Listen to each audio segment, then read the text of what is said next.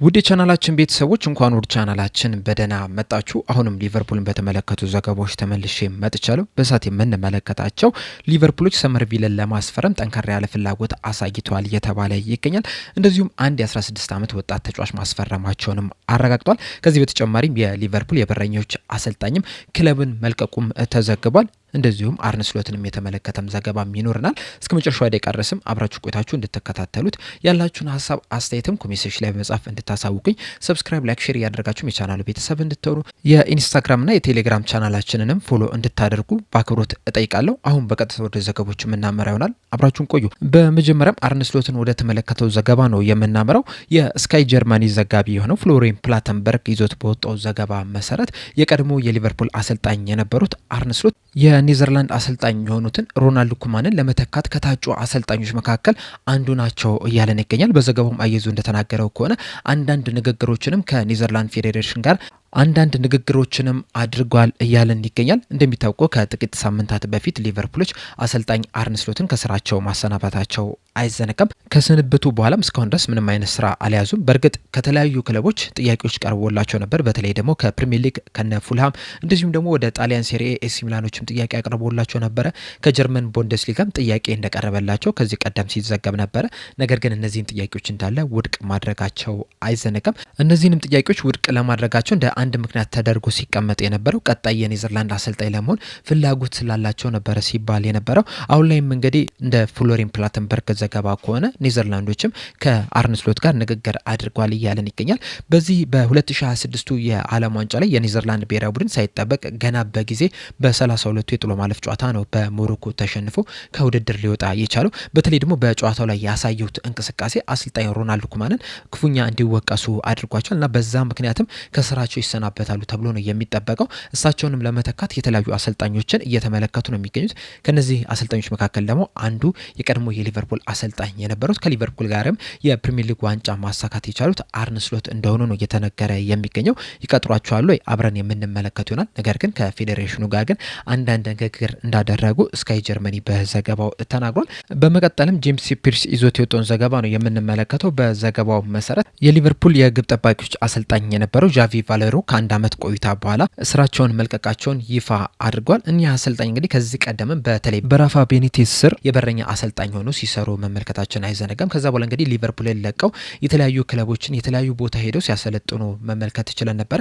ከዛ በኋላ እንግዲህ በድጋሚ 2025 ክረምት ላይ የሊቨርፑል የበረኞች አሰልጣኝ ተደርገው ተቀጥረው ነበረ። ከአንድ ዓመት ቆይታ በኋላ ግን አሁን ላይ በራሳቸው ፍቃድ ክለቡን ሊለቁ ችለዋል። ሊቨርፑሎች በዚህ ክረምት እንግዲህ የተለያዩ ለውጦችን እያደረጉ ነው የሚገኙት።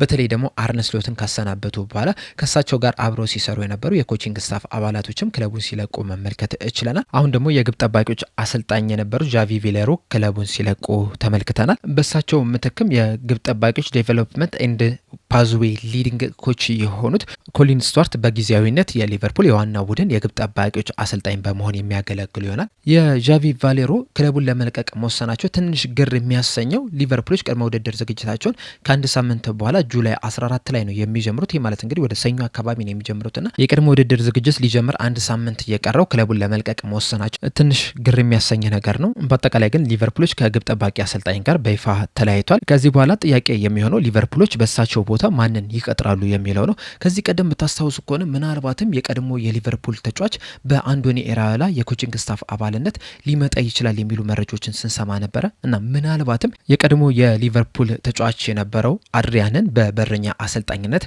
ወደ ክለቡ ሊያመጡት የሚችሉበት እድል አለ ብዬ አስባለሁ። የእናንተን ሀሳብ አስተያየት እንዳለ ኮሜንት ሴክሽን ላይ በመጻፍ አሳውቁኝ።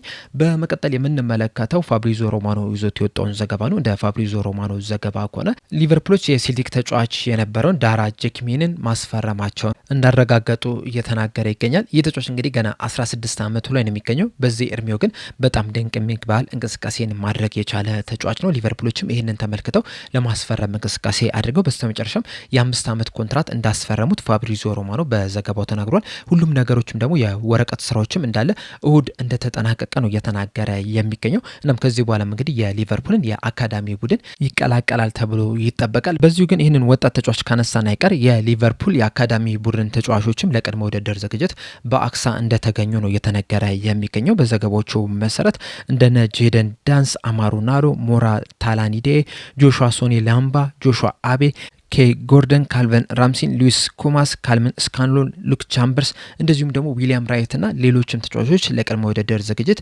በአክሳይ ልምምድ ማዕከል እንደተገኙ እየተነገረ ይገኛል። ከነዚህ በተጨማሪም ግን በጃንዋሪ ዝውውር መስኮት ከኦስትሪያ ቪየና በ2.6 ሚሊዮን ፓውንድ ሂሳብ ያስፈረሙት የ18 ዓመቱ ኢፍኒያ ኑዶኬ በአክሳይ ልምምድ ማዕከል ተገኝቶ ከነዚህ ተጫዋቾች ልምምድ መስራት መጀመሩም ተዘግቧል። እንደሚታወቀው ቅድምም እንዳልኳችሁ ሊቨርፑሎች ይህንን ተጫዋች በጃንዋሪ ዝውውር መስኮት ነበረ ያስፈረሙት። ነገር ግን በሰዓቱ ገና 17 ዓመቱ ላይ መሆኑን ተከትሎ ወደ ሊቨርፑል ሳያመጡት ቀርቷል። አሁን ላይ ግን 18 ዓመቱ መሙላቱ ተከትሎ ወደ ሊቨርፑል መምጣቱ ተዘግቧል። እናም ከዚህ በኋላም ከዋና ቡድኑ ጋርም ወደ አሜሪካ ሊጓዝ የሚችልበት እድል እንዳለም ነው እየተዘገበ የሚገኘው። በዋናው ቡድን ላይ በአንዶኒ ኢራኦላ ስር ግን ምን ያህል ተጽዕኖ ይፈጥራል የሚለውን አብረን የምንመለከት ይሆናል። ተጫዋቹ ግን በጣም ትልቅ ታለንት ያለው ትልቅ ተስፋ የተጣለበት ተጫዋች እንደሆነ ነው እየተዘገበ የሚገኘው። ይህንን ብቃቱን በሊቨርፑል ቤት ያሳየናል የሚለውን ግን አብረን የምንመለከት ይሆናል። በመቀጠልም ኮት ኦፍ ሳይድ ይዞት የወጣውን ዘገባ ነው የምንመለከተው። በዘገባው መሰረት ሊቨርፑሎች ሰመርቪል ላይ በጣም ጠንከር ያለ ፍላጎታቸውን አሳይቷል እያለን ይገኛል። ሊቨርፑሎች በዚህ የክረምቱ የዝውውር መስኮት ከዚህ በኋላ ቢያንስ አንድ ወይም ሁለት የክንፍ ተጫዋቾችን ይጨምራሉ ተብሎ ይጠበቃል። በተለይ ደግሞ በዋነኝነት በቀኝ ክንፍ በኩል መጮት የሚችልን ተጫዋች ለማስፈረም ፍላጎት አላቸው። ከዛ በተጨማሪም ግን ቨርሳታይል የሆነ ተጫዋች እንደሚፈልጉ ነው እየተነገረ የሚገኘው። ሰመርቪል ደግሞ ይህንን ነገር ማሟላት የሚችል ተጫዋች ነው። በእርግጥ በዋነኝነት የሚጫወተው በግራ ክንፍ በኩል ቦታ ነው። ነገር ግን ደግሞ ከዛ በተጨማሪ በቀኝ ክንፍ ቦታ 10 ቁጥር ቦታ እንደዚሁም ደግሞ በአጥቂ ስፍራ ላይ መጮት የሚችል ተጫዋች ነው። ከጥቂት ቀናቶች በፊትም በወጡት መረጃዎች መሰረትም ሊቨርፑሎች ይህንን ተጫዋች በቅርበት ሲመለከቱት እንደነበረ ሲዘገብ ነበረ። አሁን ደግሞ ኮት ኦፍ ሳይድ ይዞት በወጣው ዘገባ መሰረት ሊቨርፑሎች እዚህ ተጫዋች ላይ ጠንካራ የሚባል ፍላጎት አሳይቷል። ምናልባትም ተጫዋቹን ለማስፈረምም እንቅስቃሴ ሊያደርጉ የሚችሉበትም እድል እንዳለ ነው እየተናገረ የሚገኘው። በእርግጥ ሊቨርፑሎች ብቻ አይደሉም ይህንን ተጫዋች እየተመለከቱት የሚገኝ ከሊቨርፑል በተጨማሪ ማንቸስተር ዩናይትዶችም ይህንን ተጫዋች እየተመለከቱት እንደሆነ ነው እየተነገረ የሚገኘው። ዌስትሃም ደግሞ ለዚህ ተጫዋች 50 ሚሊዮን ፓውንድ አካባቢ ይፈልጋሉ እየተባለ ነው የሚገኘው። ሊቨርፑሎች ይህን ያህል ገንዘብ ለዚህ ተጫዋች ይከፍላሉ ወይ? በጣም ትልቅ ጥያቄ ነው። ነገር ግን ደግሞ ያለውን ስታት ስንመለከት ጥሩ የሚባል ተጫዋች ነው። በጣም ምርጥ የሚባል አይደለም፣ ነገር ግን ጥሩ የሚባል ተጫዋች ነው። በተለይ በተጠናቀቀው የ2025/26 የውድድር ዘመን በዌስትሃም ቤት በሁሉም ውድድሮች 34 ጨዋታዎችን ማድረግ ሲችል 7 ግብና 3 አሲስት ማስመዝገብ የቻለ ተጫዋች ነው። በፕሪሚየር ሊጉ ብቻ ከወሰድን ደግሞ 31 ጨዋታዎችን አድርጎ ነበረ። በእነዚህ 31 ጨዋታዎች 5 ግብና 2 አሲስት ብቻ ነው ማስመዝገብ የቻለው። በአጠቃላይ 7.0 ሬቲንግ የተሰጠው ተጫዋች ነው። ከዛ በፊትም በ2024/25 የውድድር ዘመን በፕሪሚየር ሊጉ ብቻ 19 ጨዋታዎችን ሲያደርግ 1 ግብና 1 አሲስት ብቻ ነበረ ማስመዝገብ የቻለው። እንደዚሁም ደግሞ በሊድስ በነበረው ቆይታም 2022/23 የውድድር ዘመን ላይ በፕሪሚየር ሊጉ 28 ጨዋታዎችን አድርጎ ነበረ። በእነዚህ 28 ጨዋታዎች ግን 4 ግብና 2 አሲስት ብቻ ነው ማስመዝገብ የቻለው። በሻምፒዮንሺፕ ግን በጣም ጥሩ የሚባል እንቅስቃሴን ማድረግ የቻለ ተጫዋች ነው። በተለይ 2023/24 የውድድር ዘመን ላይ ለሊድስ ዩናይትድ በሻምፒዮንሺፑ 46 ጨዋታዎችን ማድረግ ችሎ ነበረ። በእነዚህ 46 ጨዋታዎች ደግሞ 20 ግቦችንና 9 አሲስቶችን ማስመዝገብ ችሏል። አጠቃላይ 29 የጎል አስተዋጽኦ ማድረግ የቻለ ተጫዋች ነው። ይህም የሚያሳየው ኳሊቲ እንዳለው ነው። ነገር ግን ደግሞ በትልልቅ መድረኮች ላይ ይህንን ኳሊቲውን አውጥቶ ማሳየት እንደሚቸገረው ነው እየተመለከትን የምንገኘው። ምናልባት ወደ ሊቨርፑል ሲመጣ ሊሻሻል የሚችልበት እድል ሊኖር ይችላል።